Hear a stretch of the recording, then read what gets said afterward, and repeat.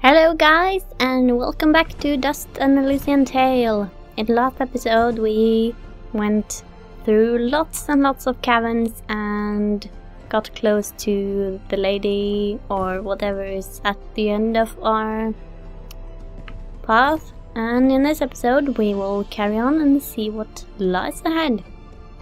So let's go. And there's a shop here. Well, that might be good actually, because hello again. We could use to restock a few of our things. So I'll just get a few more of these. Can almost get 10, but not quite. Well, this is good enough anyway. Your transaction is most... What? So, with that taken care of, we'll just carry on downwards and see. Look, Dust.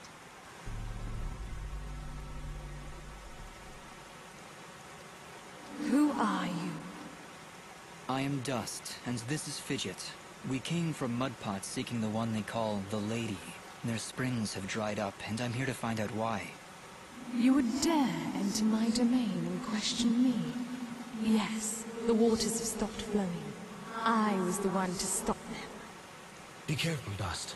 I do not believe she's used to being spoken to so casually. I meant no disrespect. I am Lady Tethys, and you will refer to me as such, with the courtesy reserved for all powerful beings of the realm. Okay, Dust, maybe you should dial it back a bit. She's getting pretty ticked off. Lady Tethys, the Mudpots need your help. One of them is already close to death, but your healing waters could save his life. You, a surface dweller, would dare to question my actions? Who do you think you are, ordering me to release the waters of life? I would question the motives of any creature, deity or not, that would let their subjects perish without reason. I have felt the endless conflict as my waters ebb and flow through your land, surface dweller. I see this water satisfying the thirst of a creature much like yourself. A killer with a broken soul. A creature like me? You mean... He leads a great army across these lands, spilling innocent blood, and using my waters to give life to his campaign of hatred. I stopped the water, so I could stop the violence. But you are punishing innocents and guilty alike. Your own followers in Mudpot will die without that water. If their deaths are required to save this world, that is a sacrifice I am willing to make.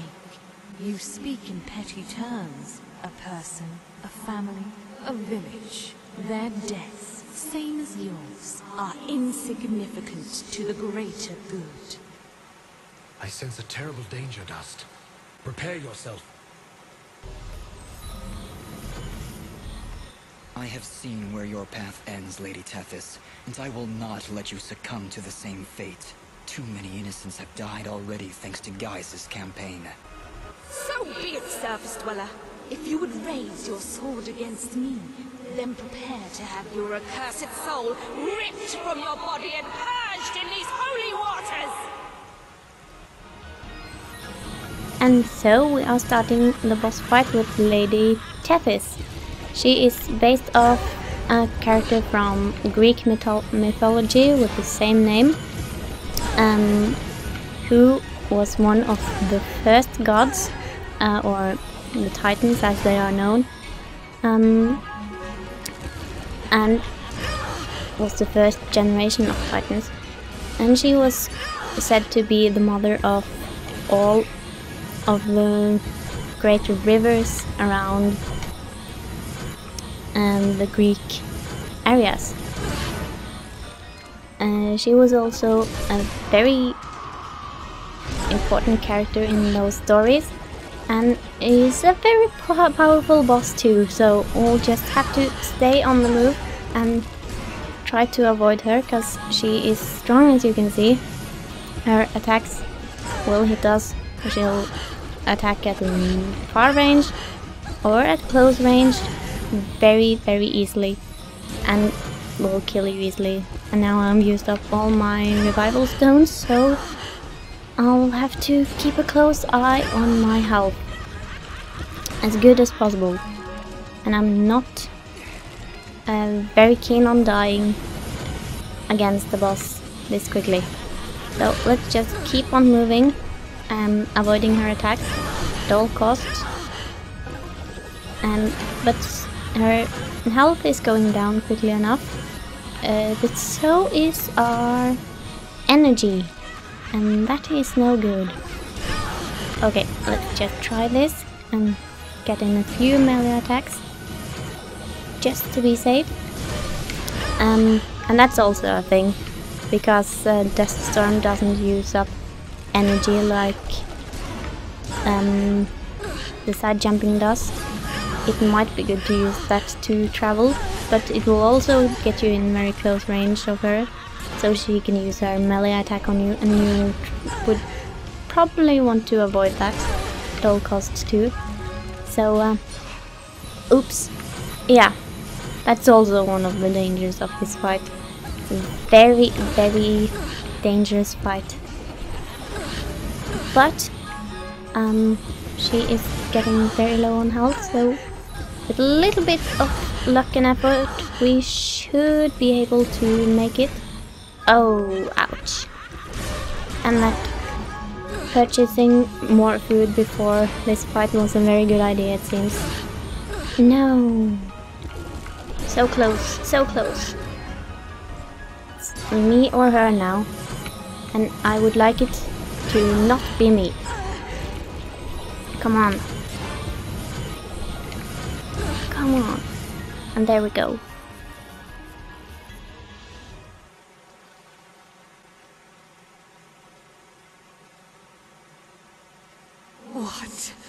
What have you done?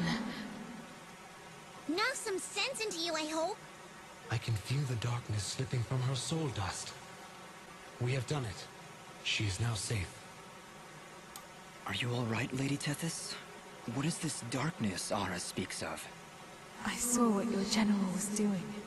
I could feel the souls of all the innocents he killed screaming for help. And I succumbed to that darkness. That desire for justice, no matter the cost. Justice must be tempered with mercy, Lady Tethys. Otherwise, it is nothing more than revenge. I must apologize, Dust. I see now that you wield one of the blades of Elysian. Had I noticed before, I would have treated you with more respect. Blades of Elysium? I will explain later. We have other, more pressing matters at hand. I know you feel like you were doing the right thing by holding back the waters, but Mudpot needs them now more than ever. Oh, the waters, yes! I only hope it's not too late. Indeed, though your motives were noble, I fear it did little to stop General Gaius in his campaign on the surface. Already I can feel his army's footsteps. They've traveled north, into the mountains. Then we gotta hurry. Ginger was on her way there too. Before you go, perhaps I can repay you for freeing me of my madness. At the base of the northern mountains, there is a grand estate. The baron of these lands is a man named Cain. He knew your general, and if you help him, he will be willing to assist you in your quest to end Gaius's campaign. And how do you know all that? Because I am attuned to the life thread, my dear. I can sense all life through the waters I send to the surface. Now, more than ever, I can feel the despair that all surface dwellers feel because of your general's hatred. He is not my general. Perhaps not now, but I can see you were once very close to this General Gaius. You can see into my past? Your soul is fragmented, like a shattered mirror. I can only see reflections in the broken pieces, and what I see makes little sense, even to me. There are powerful forces at work within you, Dust. How a living creature could carry such a shattered soul is beyond my understanding. However, that doesn't matter now. She's right, Dust. If we're going to speak to this Baron guy, we need to get moving. Apologies, Lady Tethys, but we must make haste. There is a villager in Mudpot who is very close to death. I can feel it now. His life force is very weak. How could I let this happen? What have I done? We've no time to waste. Is there a shortcut back to Mudpot? Yes, of course. Right through here. Though I fear you may already be too late. We'll get there in time. Just you wait and see. I hope so, Fidget. Goodbye, Lady Tethys. Goodbye, Dust. And good luck. And there seems like there are even more things to this story than we have been told before. Anyway, seems like there is also a new move here, which is a new attack for Fidget. Something she learned from watching Lady Tethys, which is this thing. And it can be very useful, and we'll probably see it in combat soon. But for now, let's hurry back to Mudpot.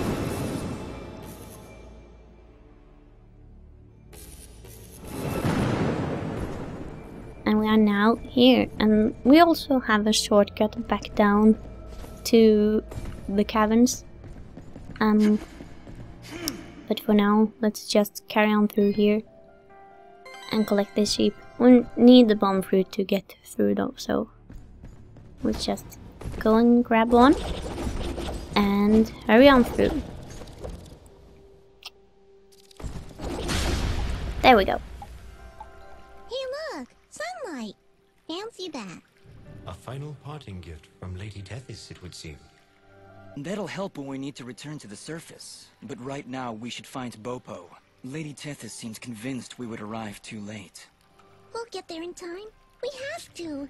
We did everything we were supposed to. You have much to learn about the world, Fidget. Sometimes even your best is not enough to avert fate. Come, let us make haste to the village. Yeah, you're not actually supposed to go up there until this point, but we did so even before, just to get stuff out of the way. But for now, let's head back here as quickly as we can.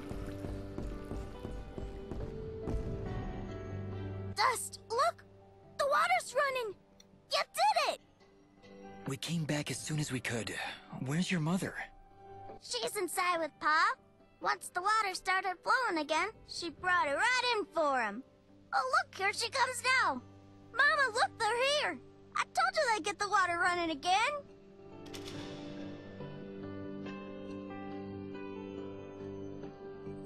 Bopo, darling, please come inside. Mama?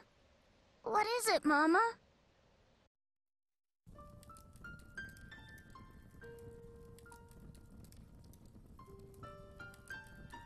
He held on as long as he could, but it just wasn't enough.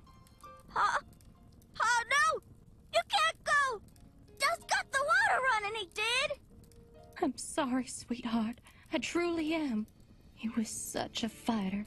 It was just his time. And when it comes, there ain't nothing you can do. But we got the water running. We failed, Fidget. We weren't fast enough. Damn it! We weren't fast enough! Dust, you stop that moaning right this instant! You did what you could. You did more than anyone. And for that, you deserve all our thanks. You could have gotten the water running days ago. But I think the hurt was just too hard on him. Pa, didn't you hear?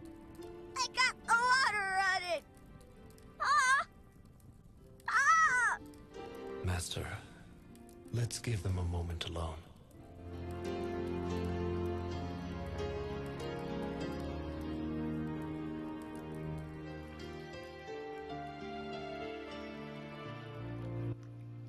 I don't understand. We got the water running.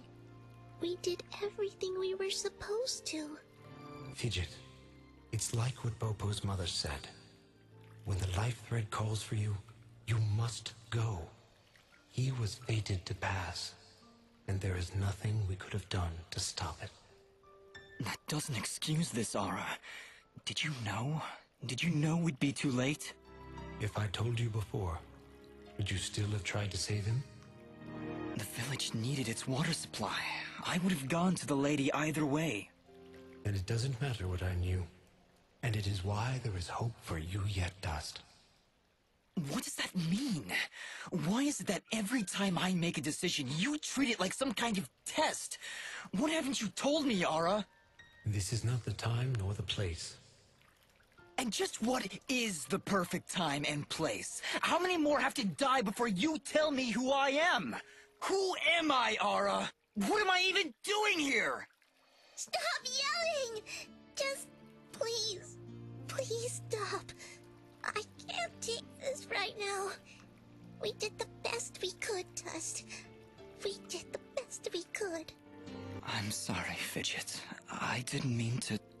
And stop worrying about who you are. You're Dust. You hear me? I don't care who you were. I don't even care if you used to work for that general guy. Because you're Dust now. Wise words, Fidget. Dust, your past is fractured, and your future is not yet written. But you have traveled through this world as a beacon of good, and that is all that matters. You're both right. I'm worrying so much about who I was that I've been blind to the good I've done as Dust. Anyway, it's late. We should find a place to sleep. A wise choice. A night's rest will clear your head.